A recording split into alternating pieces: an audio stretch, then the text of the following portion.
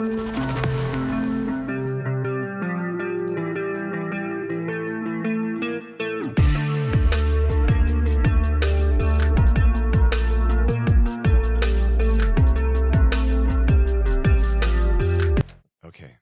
We're like an official podcast. This is a cool setup. Isn't that cool? I've been wanting to do a podcast on Like starting your own. Yeah, on the history of rock and roll. And I thought a lot about that. I think you should. So this is fun. Yeah. I Maybe love this the could be setup. the jump start to you being like, let's do this. Yeah. History of rock and roll is launching. So Yeah. My wife keeps pushing me to do this. She's like, yeah, you really should get this going. Honor of you coming, though, I put up a few albums too. So we got some Rolling Stones up on the wall, which I don't know if that'll tie into anything later, but we'll see. Oh, yeah, that album from 1965 is definitely going to tie. Okay, we'll see. We'll see what happens. And then just some fun ones that have kind of inspired me over time too.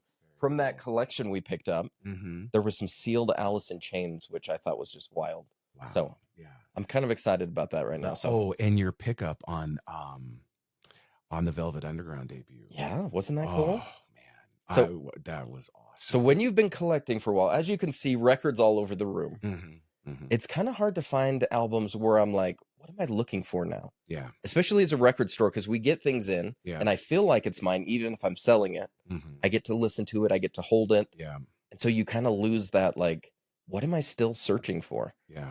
And maybe this is a life lesson, but sometimes we need to think about, like, what is it that we're going after? And so the Velvet Underground, that banana peel unpeeled, that's been high up there. Oh, I when you posted, because you were asking people to guess. And the first because I was thinking, I'm like, well, what would a guy who owns a record store, what would it be? And then somebody said the Butcher album. That's like a classic. You have to have that on your grail list. And I figured that was my guess. And then after, I didn't realize that you were a fan though. Of the Velvet Underground. Yeah. Because when you showed that, I thought, oh wow. Man, that is. It's one of those ones too I wanted to find.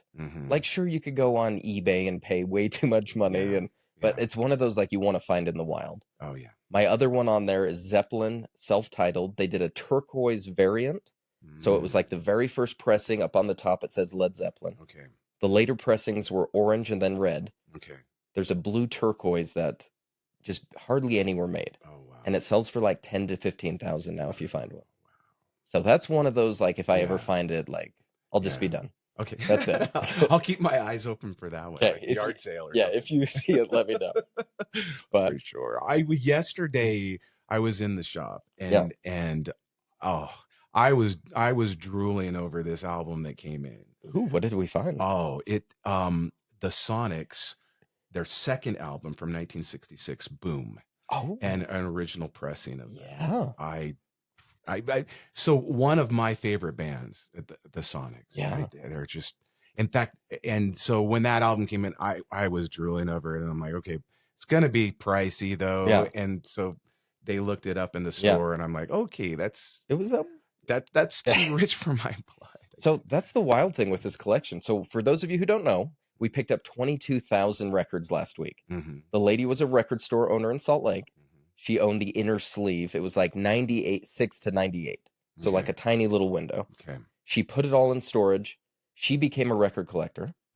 And then it was funny. She transitioned from that. She went to MIT, got her doctorate degree, then went and worked for an oil company, helping them find oil, moved to Wyoming. She's just like, I live in Wyoming. Like, it's hard to spend all your money out there.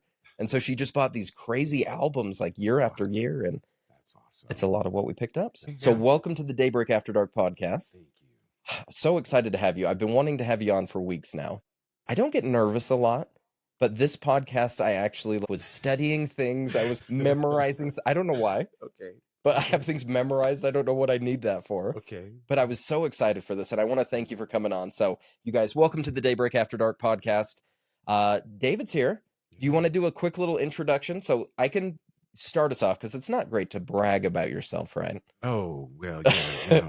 And there's not much to brag about. But just an interesting story. Yeah, so from what I understand, and fill in the gaps, because I'm sure you have kind of a storied past, but director of prison education for Salt Lake Community College currently. PhD in Hebrew, Bible, and Ancient Near East. Correct. Yes. Which I like the pairing there. Yeah. Like normally you wouldn't be like, you know what, I'm going to transition to rock and roll from that. Yeah. But we're going to get into that and how that happened a little bit. Yeah. And then always just as love music, you're in a band. Mm-hmm. You want to give a little shout out or? Sure. Yeah, I play in a little rock and roll band here locally in the Salt Lake area called the Dead Cowboys. Okay.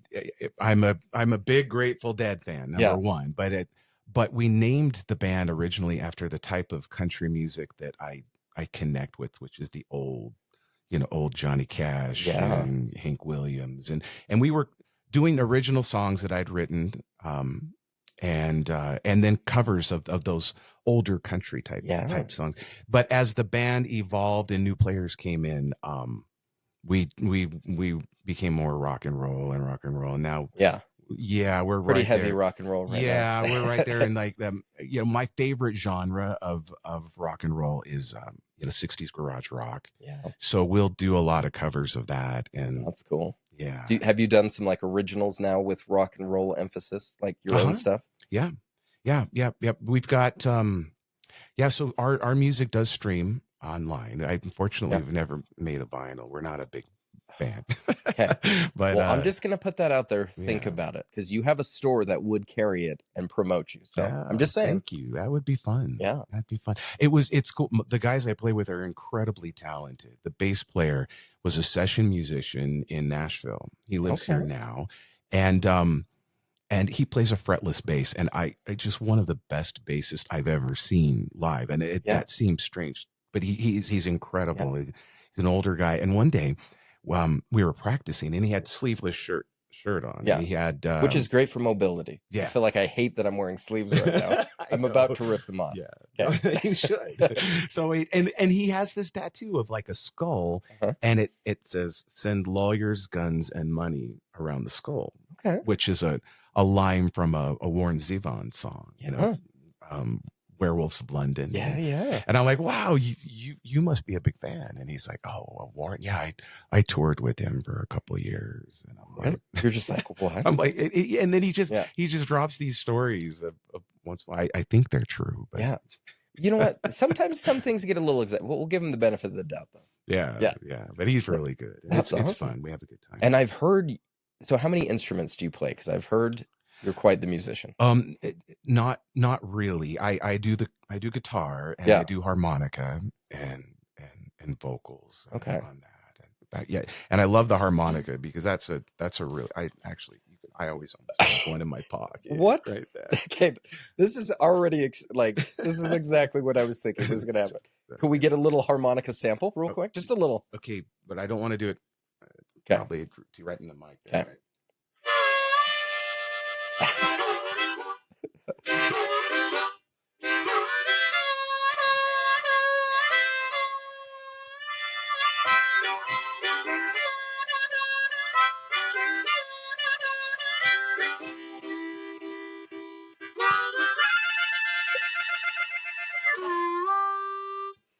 That was incredible. That's awesome. No, it's such a fun intro because you always like pull it out. And I mean, how do you not have a good time after somebody pulls out a harmonica? Agreed. Right. Okay, so musician, been doing that for years. Yeah. You guys check him out.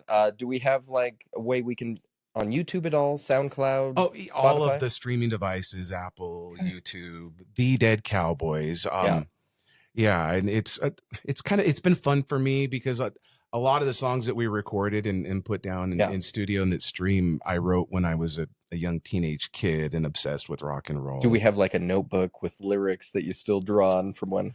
It's just all in the head. It stays there. Yeah. I have I don't know when it comes to lyrics and things like that. I am ADHD, and it's kind of a misnomer for people to, because of the title, they think that people that have a mind like I do, we struggle in paying attention deficit, obviously. But the reality is that it's like having 10 TV sets on in my brain at the same time, full volume. And then once the dopamine finally kicks in, on one of them, it's like hyper focus, and I can't disengage almost. It becomes such a strong passion. So I feel like we're similar. We were chatting before about when we start on something, it's just like we go all the way at it. I know. And I love that you have 10 TVs. I'm at 4. And I'd love to get up to 10 someday, but 4 is good for me right now. I said you work harder than anyone I know. You know, everything that you're doing. And I just love also the community that you've created around vinyl. I think that's the surprising thing. You can sometimes put the work in, you can do all these different things, but to have it like come together, sometimes it's just very organic. Yeah. I never could have gone back and said, I want to create an amazing community of vinyl people who are caring, passionate, love music, and create this thing. I couldn't have done it. Yeah. But somehow over the years, just the right people, it's not, I mean, I don't want to be too humble because you know, you got to take some credit. You do deserve a ton. But I really do feel like the people in our group have made it what it is. I get on and talk at a TV. You can only do so much with that. You need people responding to actually create a community. So it's been amazing. And this is my favorite part is we get to meet some of the people in our community. And I'm so excited to chat with you today. So some of the things that we're going to talk about, obviously we're going to talk about music. But you've taken a little bit of a different slant to music, haven't you? And we're going to kind of pair some stories together today. Cool.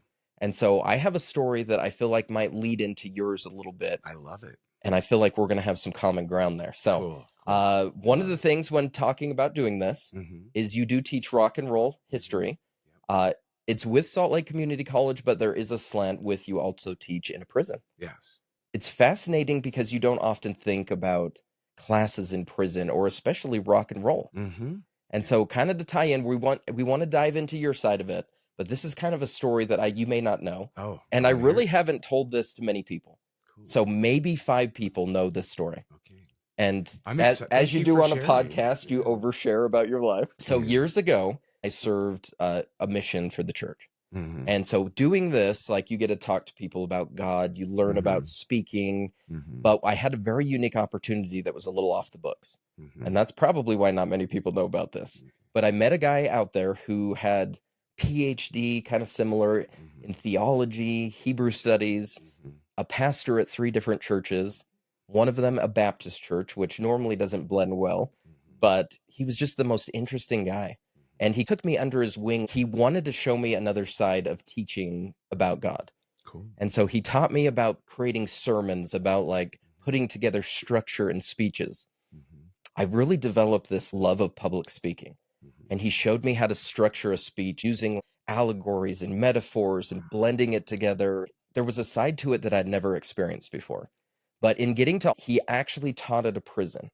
So he would go into prison on Sunday and teach the prisoners. So it was towards the end, and he actually asked if I wanted to go into the prison and teach. He invites me to come out one day. We actually had to travel to Georgia, which I don't know that was technically allowed. I was in South Carolina. But we go to a maximum security prison, and I love trying new things. Like, it's a weird obsession. Like, I don't care what it is. Skydiving, running with the bulls, making a quilt. I will try anything once just for the life experience. So the thought of going to teach in prison was scary, yet also fascinating. Sure. And so he invites me in and he's prepping me. He's like, a lot of these guys are in here for life. And a lot of them have done horrible things, and that's why they're there. He's like, but also there's a side to them that is a beautiful thing. Just because they've made decisions, it doesn't necessarily mean they're bad people. And he's like, I love getting to go in and like share messages with them that give hope. So I go in and it's this whole thing, and I'm sure you've experienced going into prisons, but there's a process to get in, especially a maximum security. They don't want you sneaking things in. No, so there's many checks that I was like, oh, okay, we're doing this. Yeah. And then we finally make it in, and there was a little common area, and it was almost like what you'd imagine in the movies too. There was like an upper railing, and there were cells up there, and there was a common space, and that's where they had set up for the sermon. And so you have chairs all out in the common area, and there's a little podium with a stand set up. And it was pretty empty at first. They'd kind of cleared it out so we could get set up. And the guards were even kind of prepping me to just kind of stick with, your pastor here. It's really generally a safe place if you follow some rules. And so they were just like, don't go wandering off and, stay where we can see you. And so it gets started and people start filing in. And the first moment it took my breath away because guys were coming in that you could tell they'd lived a hard life. You could see it in their faces. They're filing in, and a lot of them are calling. And you're about 21. 21 at this point. Just a young guy. And I feel like a kid. Yeah. I'm like, what am I doing here? What right do I have to talk to these guys? And so they come filing in, and we get up on stage, and I'm like, I'm so glad I don't have to actually give the sermon. I was like so nervous. I was shaking. And so he stands up and he says, I actually today feel like I need to not give the sermon today.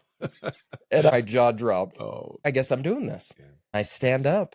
I felt like time slowed. I'm looking out over this crowd of hardened faces that have seen more world experience than I could even imagine.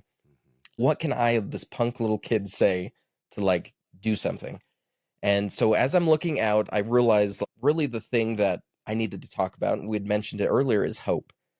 And it was this idea that no matter where you're at in life, you wake up every day and you get to decide how that day is going to go. I don't even remember what I said, to be honest. I almost wish I had it recorded. Sure. But it was this very real talk of hope and just getting to talk to these people who many are in there for life. They've done things they regret. They want something. You could tell that they're searching for something. So people would stand up and like pump the air, and I got some hallelujahs and some praise the Lords, which was a little different. And then this is the fun part of the story. So everybody starts filing out. The story has been fun. I'm so glad you shared this. Seriously. And so as they're filing out, one guy, and I had remember seeing him when I came in. If you had to like almost create a stereotypical battle-hardened prisoner, it would be this guy. Yeah. Had some tattoos, some teardrops on the face. In theory, had maybe probably killed some people. Sure. And he's waiting for me. And so I'm getting done. Everybody's filing out. He's standing over to the side. And I'm getting nervous. And in my head, I'm running through different scenarios. 4 TVs are playing. And I'm imagining different scenarios. One, I'm murdered. Yeah. One, I make a best friend. One, I don't know what's going to happen. And so everybody's filing out. And the pastor friend I was with was off to the side. And I step down. And he kind of like steps into my path where I was like trying to go out. And I have this like moment. Okay, I guess we're doing this. And so I start walking towards him. And I didn't want to like run away or do something weird. So I'm like, let's just take this head on. I walk up to him and he's staring at me, and he just kind of has his arms folded, and he has this very like serious look on his face. And I look at him and he's just like, I just wanted to meet you, Pastor. And I was like, well, this is weird. I'm like, well, it's good to meet you. What's your name? And we kind of introduce. And he's like, I was sitting out there and I woke up this morning and I didn't know if I could take on another day here. He's like, it's so hard, and I have done so many things I wish I could change. And he got tears in his eyes. Yeah. And he looks at me and he gave me this big hug. And the prison guards immediately yelled, no touching. Yeah, of course. But we got a quick hug. I immediately knew. I was like, whoa, you can't do that. Yeah. And so immediately they were like, and then as they were kind of escorting him out because they came over, and as he's walking away, he turned around. And this is the moment that for me to this day, I can still like hear him say this. He looks at me and he said, you give a fine sermon, preacher. And then he walked off. Wow. And I feel like the side of that I gained from this was here you have this part of society that a lot of people don't talk about. Yeah. People go to prison. It's kind of this very stigmatized, maybe we just leave them that we don't talk about what happens in there. And these people are kind of forgotten. Yeah. And that's the thing I learned in that moment was these are people that, sure, they've made bad choices, but they're people and they want to change. They want to grow. And the fact that I got to go in and share a brief, like teeny moment with them had made an impact on my life. Yeah. And so that being said, I love that you also get to do a side of that too, where you get to go into prisons and you get to share something, which is kind of a different side of life. It's rock and roll history. Yeah. But tell us about what you do with that, because I love the... Yeah, first, thank you for sharing. That was just a beautiful segue and experience. I can see what an impact that has had on you in your life. I appreciate you sharing with me and the audience. I love that. And it does reflect my deep core conviction, which is why I do what I do. I don't believe that any of us as human beings are simply the sum total of our worst moments in life, whatever they might be or however bad they might be. that there is a lot more to each of us than just that. There's also the sum total of all of the best things that we do. And everyone has a story. And I'm not saying that that justifies mistakes and crimes, but there is a background that once we learn, it maybe changes the way that we do see people that have made those types of mistakes. And that's the wild thing, is like such a quick moment can define you for the rest of your life. Oh, for sure. Like 30 seconds, a minute, an hour suddenly changes your entire life. For sure. People don't realize how easy it is to end up having to live a life behind bars. In the state of Utah, the alcohol percentage that one can drive under is like what, 0.05, which is not a very most people that have had alcohol have driven at that level, if not higher. And then if that happens and a person gets in an accident and an injury occurs or a life is taken, you're going to live a life behind bars. So there are, of course, the extreme terrible decisions that people make that are very hurtful, but it's easier to there's a range, isn't there? Like sure. It's not just necessarily we got serial killers all over the place. We have people that a moment changed their life, and a bad decision and a moment of weakness. And so you get to go into these prisons and you get to share a message about rock and roll. So this is gospel of rock and roll. Teaching the gospel of rock and roll. I love that. So with this, are these the inmates? Are they working towards associate degrees? Is this actually part of like a... So my full-time position is that of the director of prison education for Salt Lake Community College. I, as you mentioned, my background is I'm a historian of the Bible and the ancient Near East. But I love all history. And studied that academically throughout my life. And I was actually working on a book at the time on the Hebrew prophets from the Bible and social justice. There's not a lot of diversity there's not a lot of unity when it comes to the messages preached by prophets in the Bible. They come from different time periods and had very different views. But one of the common denominators is this theme of social justice, a concern for the poor, the needy, the widow, to try to help liberate the captives and these sorts of things. So I was working on a book and lecturing about that downtown. I was teaching at the time at Utah State University. And great school where I went to school. Oh, did you go to USU? Yeah. Nice. Yeah, I loved it. It was great. So a woman, a friend of mine, she was there and she came up afterwards. She was with Salt Lake Community College and she said, we've just received funds from the legislature to try to open up a pathway for a college degree inside the prison system as for those who would qualify as a treatment type program.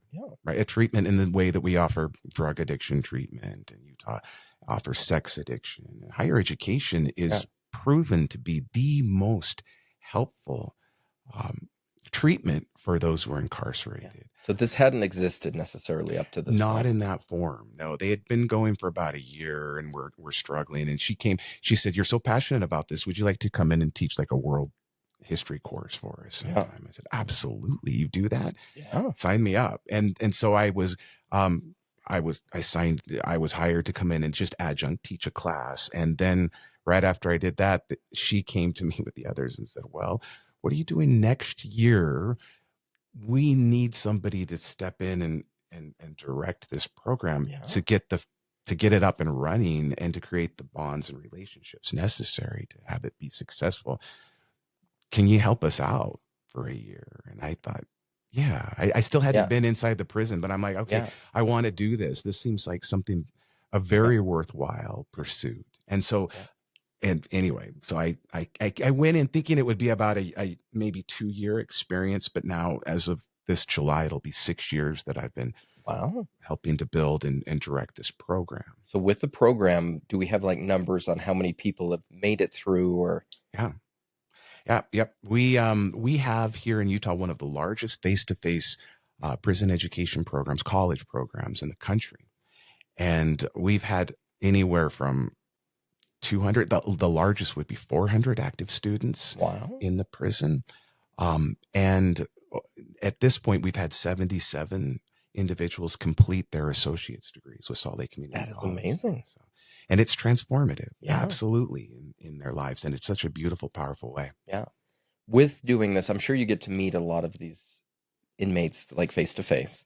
Have you had any that stood out? Like, have there been some over the years that you're like, for sure. And in fact, to help our program get up and running, I took a part-time job as a chaplain for the Department of Corrections, going into maximum security, helping to provide spiritual, emotional, psychological support to the men that were there. So I was up in the prison during those years for about 6 days a week. Oh, wow. So you've spent, I love it too. Whenever we chat too, you're always like, oh, I just got out of prison. Yeah. It never gets old, right? Does it? Every time I'm like, I know. Well, I giggle a little bit. And I teach right now history of rock and roll in the women's facility on Wednesday nights. And I'm always rushing out of there so I can get to your auction. Yeah. And see if I can get in there. Yeah. Yeah. So it's not just for male prisoners, it's for women prisoners too. So I love that.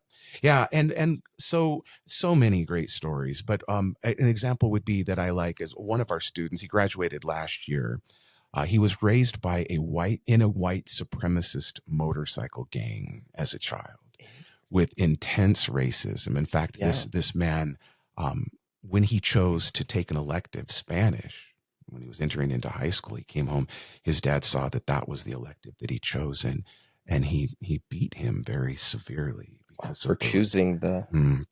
So this is the type of environment this man grew up in. And he came to me halfway through one of the semesters. He was taking anthropology and the first half of U.S. history, and then criminal justice as well, those 3 classes. And he said, Dave, there has never been a more transformative experience that I've had in my life than this semester specifically. And I've been in prison with treatment programs since I was 18. He said, I thought that I had overcome my racism because I was a separatist, meaning the races should remain separate and distinct. But now, he said, I even understand how that view is problematic. I love Frederick Douglass. He said, he's going on, he's like, and he said, in fact, I try to love everybody. And it was college that gave him that transformation. It was incredible. So.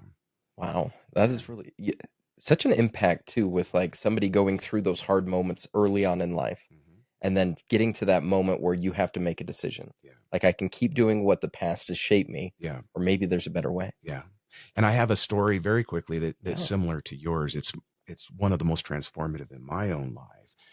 I was there, and one of our students, established as an older man, he'd been going since the first day. He came to me and he said, I need to chat with you. I said, sure. And he said, I just came from the doctors and my HIV has turned to AIDS. And on top of that, I have prostate cancer, and they can't treat the cancer because of the problems that would create for my immune system. And he said, Dave, I am never getting out of these walls.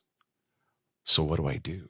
And then he just went like that. And he said, or do I sit here and wait to see which of these 2 diseases kills me first? Wow. And it was tough because I envision our students getting their degrees, and eventually at some point, even there's kind of an end game. There's I get out, I have my degree, I change my life. Even if they're much older in life, they have an opportunity for some good years. But so that was difficult, and I certainly didn't know what to say in the moment. But eventually I shared. I said, I cannot tell you what to do because I will leave these walls later today, and yet you still could be the last human being that I ever have a conversation with. I could get out to my car and have an accident. I could have a heart attack. We don't know. All we know is that all of us will eventually die at some point. So all we have are moments, and those moments may last another day, another week, and decades. We don't know. But we will all pass away. So all we have are moments, and I believe that consciousness is sacred. And so, my belief is that we should take every moment that we get, no matter the circumstance, to try to experience the beauty of the sunrise, or take in a sunset, to feel what the wind feels like on our your skin, to smell a flower. And then I said, if you would like to take it to the next level, find somebody else with consciousness and help them enjoy their moments for as long as we get. I feel like that's the second step, right? Like you can, it could be a selfish thing. You could be like, I want to experience everything. And I think we say that a lot, but that let's take somebody else and put them into the equation, make their life better, experience something with them, share a moment. That's really when things get powerful, is when you can shape other people and maybe make their life a little bit better, easier, a better day. Oh, I agree. That's really well said. And this is kind of weird, because I actually had like a weird moment as we were talking. Like, I've always said growing up, like, bucket lists were a huge thing, right? I want to live life to the fullest. Like, I've tried to like grasp as much out of life as I can. Like waking up for a sunrise, I'm like, what if that's the last time I get to see a sunrise? And then I had this moment where, like, as you said that, like, the most powerful moments were the ones I shared with people. Like the moments where I was by myself and got to do this epic thing, it feels a little hollow. But when you're with somebody and you have this moment with somebody else, or you've changed their life, or you've done something so powerful together, like that's the thing that shapes my life that I really, really remember. I love that. So I love that. And it ties with music. And that's what I see when teaching the history of rock and roll. It's a fine arts credit. Yeah. So I'll hire, in essence, hire myself to go in and teach a class with the. I hope you pay yourself well. Yeah, not well. You don't make a lot working for a community college. Okay. But contrary to popular belief, right? But it's a passion and a labor of love. So it's part. The course fulfills the general education requirements, right? You know, that people have to take certain classes in English. And, the sciences and in the fine arts, and this is one of the options. And so, which I'm going to disagree with you. I think it should be required. I think the fact that it's elective, no. Let's make everybody take that. And but it's really, that's what I have found is ultimately in teaching these.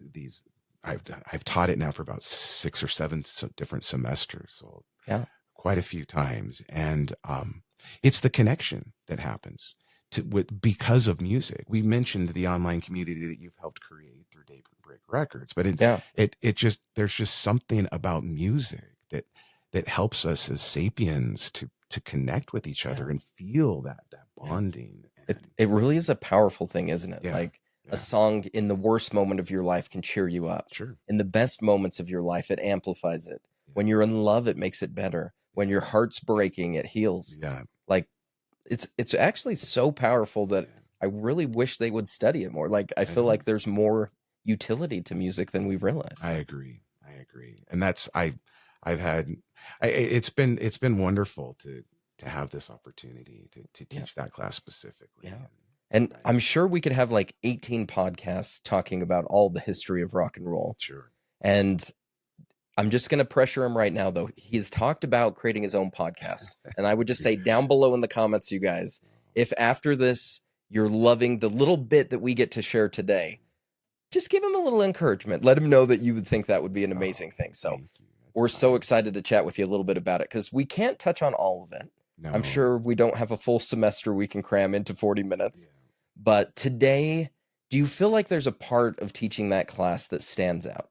Like, is there something where you're like, oh, this is my favorite thing to teach, or this is during a semester I look forward to going in and doing this? Yes, for sure. I mean, I love it all. And I have my favorite little subgenres of rock and roll, for sure, that I'm passionate about. But I can find at least songs that I deeply resonate with in every genre, from heavy metal to punk and even rap and things. But probably my favorite lesson to share is to help students recognize the importance of fuzz inside the development of rock and roll. Okay. Now, normally when you think of fuzz, it has, I need to clean my house a little bit better because my wife is upset because we need to work on some things. But when it comes to music, though, the idea of fuzz.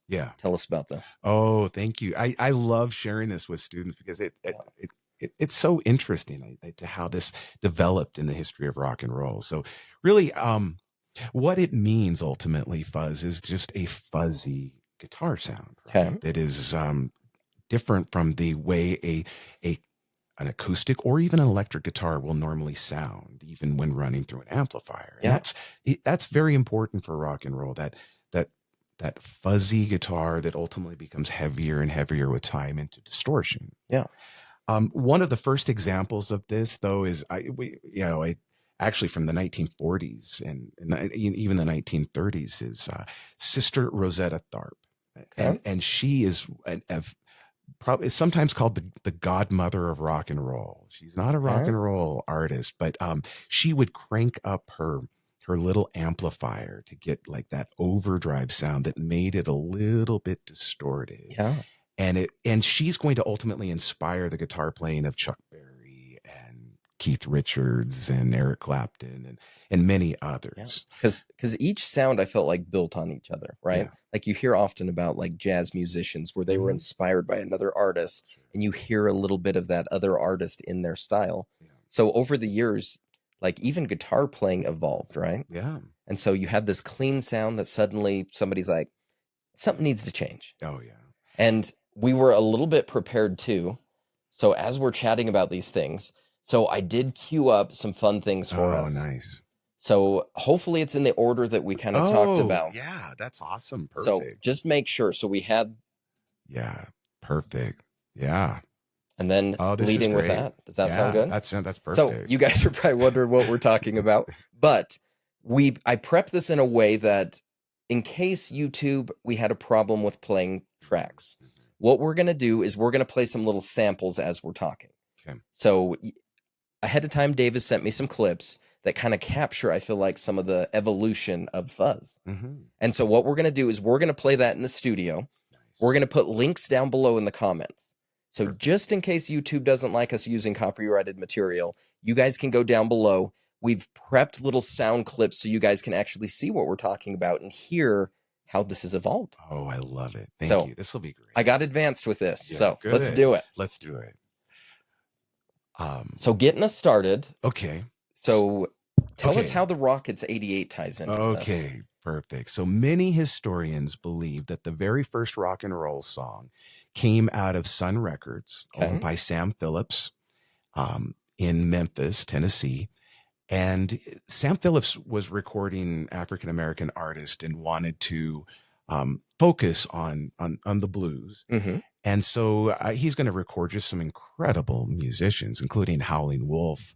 B.B. King will record there as well. But one of the bands that comes in is a little blues band that has a very famous piano player by the name of Ike Turner. Oh, yeah. Yeah. I've heard that name. Yeah, for sure. And Ike Turner and his band, they were called Ike Turner and the Kings of Rhythm. And they go in to record in Sam Phillips' little Sun Records studio. And the guitar player had some sort of accident with the amp. It fell off the car. It's not quite clear, but fell off the car or something along those lines. And they go into the studio with a damaged amplifier. And they start to play and it doesn't sound okay. And so Sam Phillips, the producer, he takes some newspaper and he shoves it inside the amplifier. Okay. So we had some like maybe holes in it too, like from the damage. Yeah. Something along like that. He put some newspaper in it and he said, okay, now play it. And this is reflection of the way that Sam Phillips records music. He was famous for his emphasis on imperfection. Okay. So one of his famous statements that he made is he said, I hate the word perfect. We had to strike the whole damn thing out of the English, out of the dictionary. He felt passionately. Yeah. He said, I believe in perfect imperfection. And so, it gives it greater authenticity from his perspective. So if something goes wrong, if a phone rings, for example, he gave that example one time. If a phone rings while you're recording, you're not going to re-record that track because that's what's happening. That's what's real. And he said, how much it would cost to have that sound effect added to a track. Yeah. And so this is his philosophy. And so when the band starts to record, the first thing he says is, oh, anybody else sing? I don't know if your voice is perfect for this song. Yeah. And so then the saxophone player, a guy named Jackie Brenston, he says, yeah, I sing. And then they listen. He's like, okay, yeah, let's have you sing it. And so the track that they do is Rocket 88, and it's released in 1951. And again, many historians believe that, and I would agree with them, that this really has to be the very first rock and roll song for a variety of reasons. One being the fuzzy guitar that we're going to hear. So one of the defining characteristics of early rock and roll. Yeah, for sure. And of course the lyrics, it's not your traditional blues song about something melancholy and difficult. Yeah. It's about a car, like a teenage, it's got this raw, and it's immediately I started getting excited. I'm like, yes. Backbeat rhythm too. Yeah. So it has all of these qualifications, and it comes out of Sun Records, which is really responsible for that's why I wore my sleeveless shirt. Which is so cool.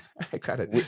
We got the Sun Records label there. Yeah. And did you say there was a personal tie-in with that too? Well, I've just always been really passionate about that music, all of it that comes out of Sun Records. Obviously, the tattoo on my body, right? That's true. But yeah, Sam Phillips will discover and record there at Sun Records Elvis Presley, Johnny Cash, Roy Orbison, Jerry Lee Lewis, right? They're all going to come out of that little studio. And I love it when I get a record to the record store and I see that Sun label. Like immediately, I'm just like, oh yeah, like this is going to be good. Yeah. So I've got framed up in my house. I've got a Sun 45 of Folsom Prison. It's in a nice little case. Which is perfect for you in so many ways. Yeah. Oh, so, yeah. I'll often sing that one. I'll bring my guitar and sing that one in the history of rock and roll. It's pretty. It's a crowd favorite. Yeah, for sure. So with this first clip, just in case, click down below if you need to, if you can't hear it. But we're going to listen to it in studio too. Yeah, so focus. You'll hear the guitar come right away. It's just do. It's this little boogie rhythm, and you can hear it doesn't sound like a normal guitar because it's a broken amplifier. Yeah. And I actually took the liberty, so correct me if you want to change places, but I tried to find places where I felt captured. Oh, perfect. So no, hopefully we did good there with that. So thank you. Yeah.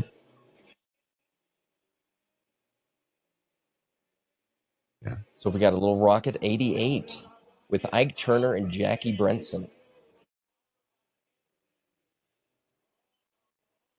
There we go. I love it. Yeah. And you caught it. There's that. It almost doesn't sound like a guitar. It's more almost like a saxophone, right? It is. Yeah. Which when you said that to me when we talked about this before, like a guitar sounding like a saxophone really wouldn't be something normally a guitar player would want. But in this instance, like really changed the way the song sounded. Yeah. And we can circle back to that your observation on that is very important for this history for sure. Yeah. Yeah. So this is very important. You're going to hear that interesting sounding guitar that is so nice. Now, another band from the same era, well, a few years later, Johnny Burnett and the Rock and Roll Trio. Just if anyone likes 50s style rock and roll, that's a band to really explore because you don't hear them as often. Yeah.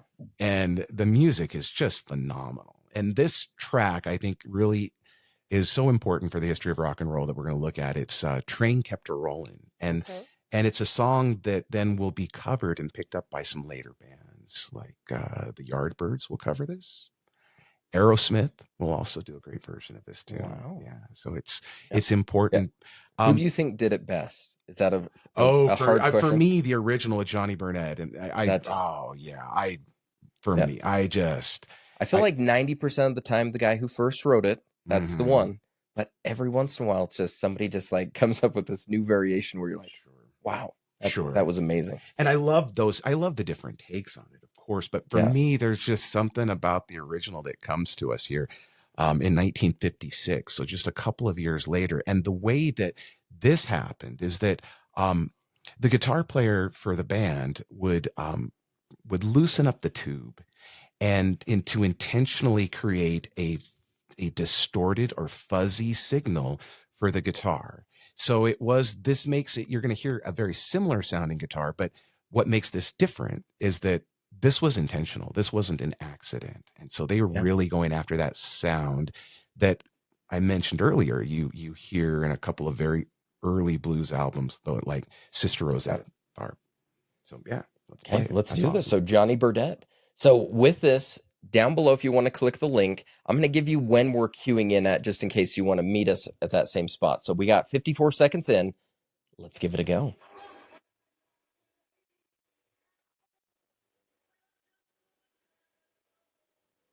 And usually I'm going with about 20 seconds of these clips, so give it a listen. Yeah. There we go. That guitar's going. Isn't that great? That's amazing. I love it so much. Okay, so Johnny Burdett. Yeah, the guitar player is named Paul Burleson, and he would intentionally make that happen. Now we're going to jump to another one that is super interesting, and this is a very controversial song. It was banned by a lot of radio stations. They felt it was too raw and aggressive and promoted youth violence. Really? Because which already makes me want to listen to it nowadays, but back then maybe. Oh yeah, it was problematic, and this in part because the song is called Rumble, and it's instrumental. But the other thing was just the guitar that sounded so aggressive, and that made it so that people, that were more conservative and the older generation found it quite offensive and problematic. And the artist's name is Link Wray, and he's very important for the history and development of rock and roll. And Link, to get this sound for his guitar, he would actually take a razor blade and into his amplifier and intentionally slit holes in it, so that he could make the guitar sound this fuzzy and distorted. I love it. So one thing that kind of reminds me with this is, as we're talking about history, right? We're looking back sometimes 40, 50 years into the past. And whenever I think about history, you almost have to put yourself in a different mind space. Okay. Because for me, like, talking about the past, we're taking a lot of what we know now. And you're like, of course guitars sound fuzzy, or of course, like, but you almost have to put yourself back in time and try and imagine, okay, we don't have this right now. Yeah. And the story I always love with that is my mom talks about watching Elvis for the first time on TV, and her dad walks in when it happens, and he's gyrating his hips on stage and playing this music, and her dad throws a fit and says, "Turn off that TV.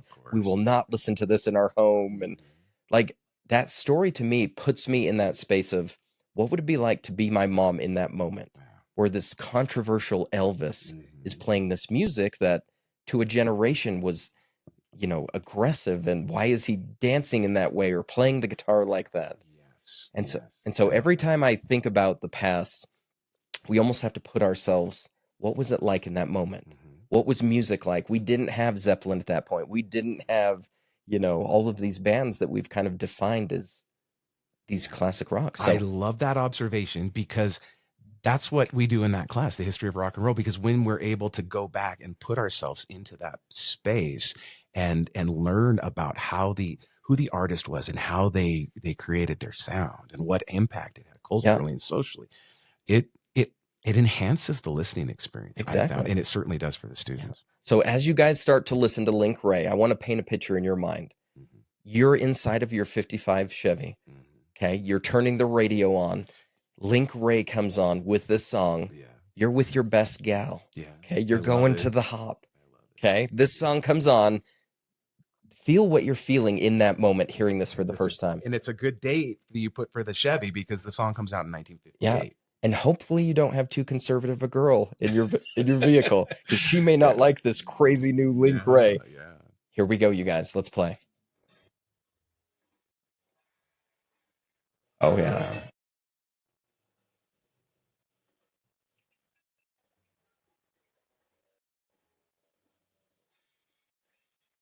Yeah. Okay.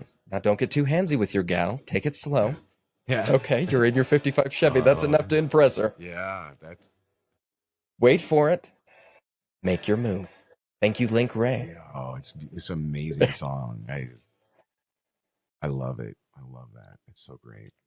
So, and that, as I mentioned, so that's 1958. So we're seeing like the development and kind of growth here. But the next one that we really need to look at and is actually not, it was a crossover hit. It's from Marty Robbins, who's a famous Western country singer, and this song, "Don't Worry," was a crossover hit on the pop charts. We don't really have rock and roll yet, but well, we have rock and roll, but we don't have like rock and roll charts. It's pop charts and the country charts, and this one is so interesting because it seems to not fit that genre very well, to have a fuzzy, distorted guitar sound, and it wasn't intentional. So Marty Robbins goes in with the band, and the guitar player's name is Grady Martin, and they record for this song "Don't Worry," and when the lead comes in, they didn't realize while recording it, but there was a problem with the feed, and so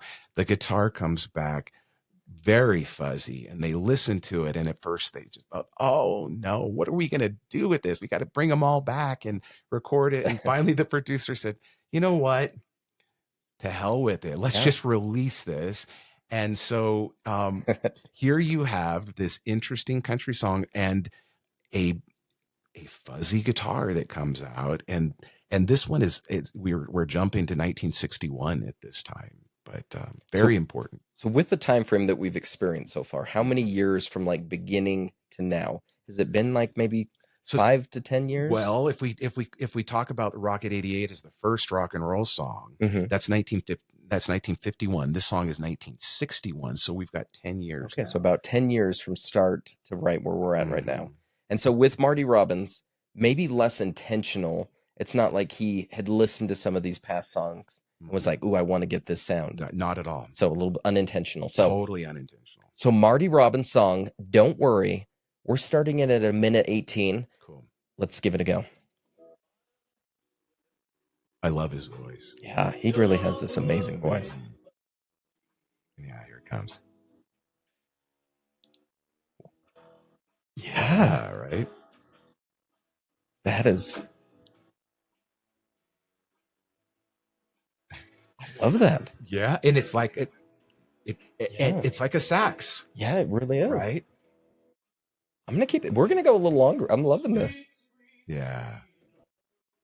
Which, when you take just the clear vocals here, and then that sound hits, and you're just like, it's so great. I love it. I think it's so interesting, huh? You can hear that. And it was so unintentional. They decided to release it. And then people were asking the questions, how did you get the guitar to sound like that? What did you do? Yeah. And there was quite a bit of interest in it because it was so different and unique, especially in a country song. I hadn't heard anything like that. You almost imagine a producer sitting up in his big tower and he's just like, "I love that groovy sound. Yeah. Let's get more of that." Yeah. So it's exactly what happened. And so a year later, the producer, he's a guy named Glenn Snoddy, Snoddy. And he was playing around with that, and he thought we could make this effect for guitars without damaging amplifiers, because that's pretty much what was happening at that time. And so, 2 years later in 1964, the Kinks, British Invasion band, they're going to release that incredible song, "You Really Got Me." And Dave Davies is with his brother, is the guitar player with his brother Ray. And Dave Davies is doing the same thing. He wants to get that older kind of fuzzy sound that you hear on Rumble and others. And so he's slitting holes in his tiny little amplifier to get that classic fuzzy sound that you hear in "You Really Got Me." Yeah. And I imagine this could get expensive though. Oh yeah. You keep destroying your amps for each song. Yeah. So Glenn's not exactly, and Glenn's not, he's like, let's do something to make it so we don't have to go through this damage, and we get it to sound like that the guitar does in the Marty Robbins song that he recorded, and it was a mistake. And so he develops the technology and sells it to Gibson guitars as an effects pedal. Ooh. And so in 1962, a year later, and for the first year or so, it's a bust. Nobody really is interested in it, in part going back to what you were saying, is because Gibson marketed it as, "Oh, this will make your guitar sound like a sax." And guitars are like, "I don't want my guitar to sound like a sax. I want it to sound rock and roll." Yeah, exactly. So, but one of the bands that does pick up one of these is, in fact, Rolling Stones. A little right tie-in, there, yeah. 1965. And so Keith Richards, according to his account, he's kind of dreaming about this riff, this guitar riff, and thinking about satisfaction and not being able to be satisfied. And he wakes up, and then the next morning he goes in and he takes his guitar and he plugs it into this Gibson effects pedal that produces fuzz. Okay. It's a Maestro F2-1. Fuzz tone is technically the lengthy name on this. Yeah. And he plugs it in and he starts to play and loves the sound of it. And so he finishes the song with Mick Jagger, and they go in and record it, and it comes out then in 1965. And it's a #1 hit. And from this point on, everybody wants that fuzz because of the song. Okay, and you guys, I'm so excited for this. So it's the Rolling Stones. It doesn't even need an introduction, but I'll give it. It's Satisfaction. Here we go.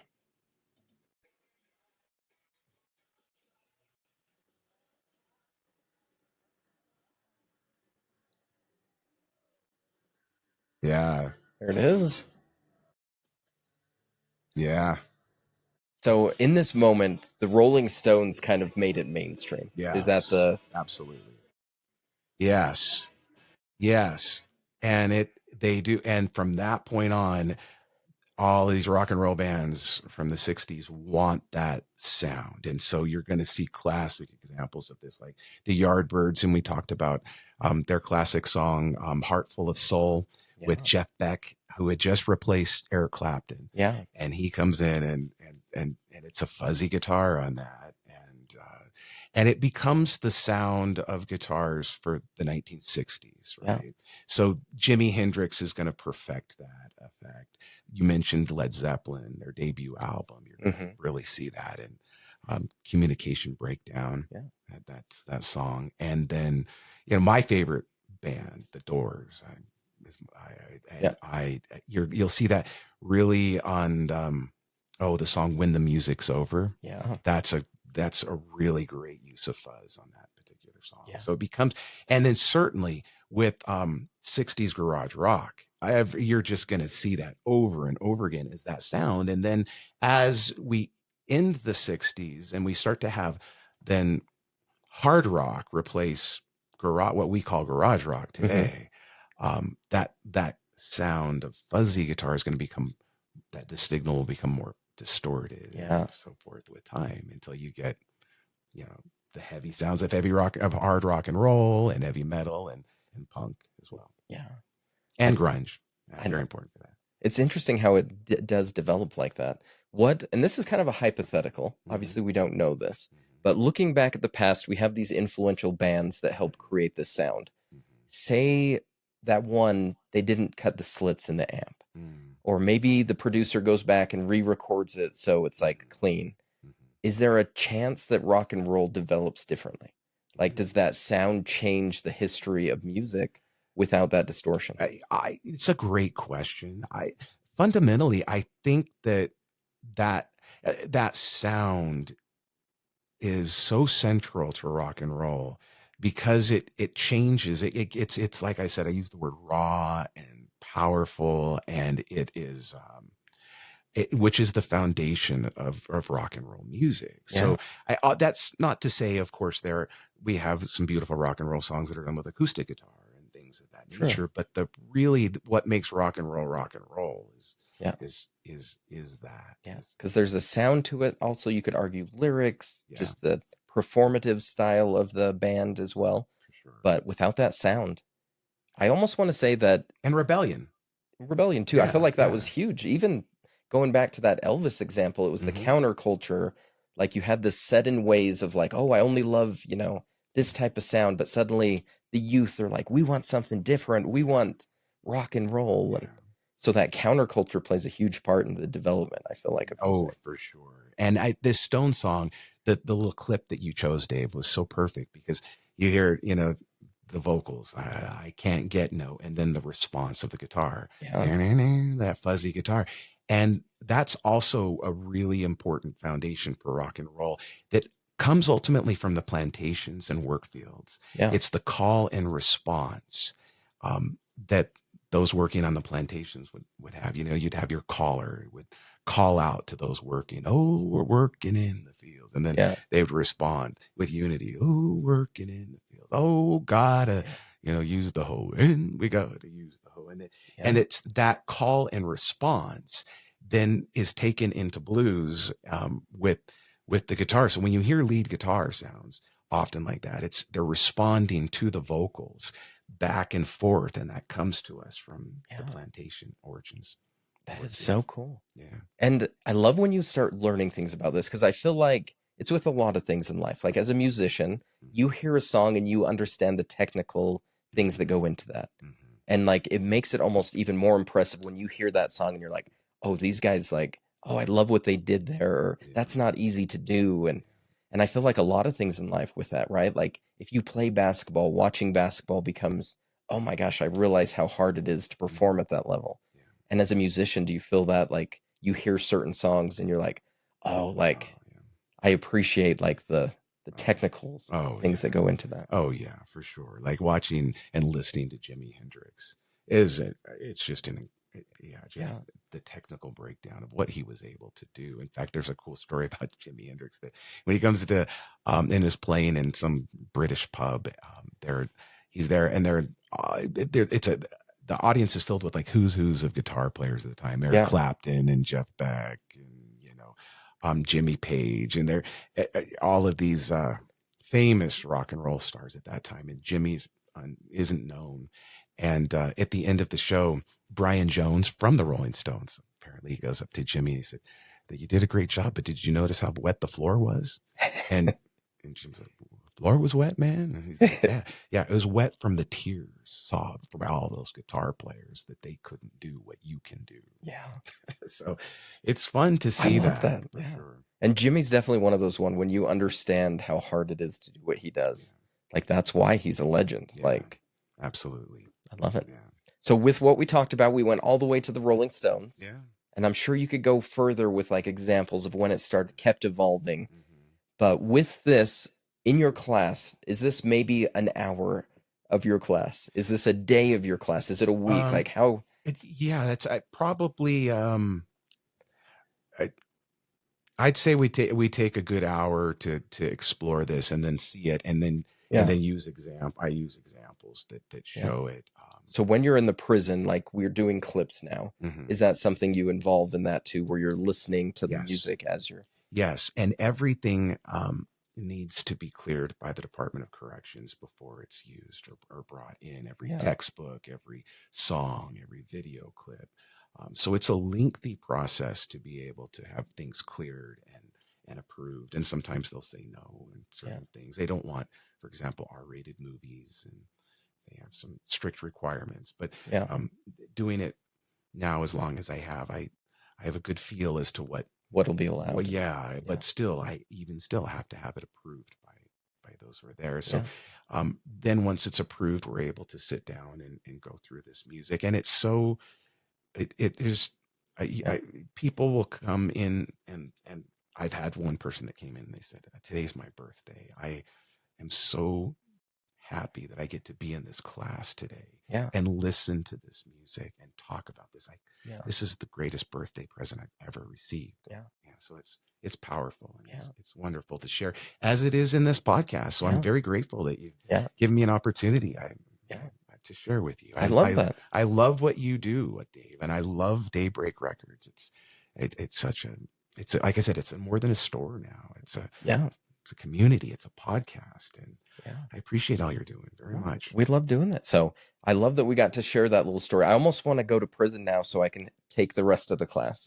So I'm going to work on that. Maybe. Yeah. Well, you don't want to go to prison, but we can hang out. We can chat, maybe we can talk more with that. Okay. See, I immediately went like, I need to go to prison so I can hear the rest of this. So, but you guys, it's been so much fun chatting. We do have a tradition at the end of the show that we do. So, and I think with how we started and the just core topic I feel like this is really going to tie in nicely. So we talk about if you could go back in time and talk to your 18-year-old self and all of the things you've learned over time. And it sounds like you've had some experiences that have changed and shaped you and roads you've gone down. What would you tell your 18-year-old self if you had to give him a little advice right now? Oh, I love this. I love this question. I know exactly what I would tell myself.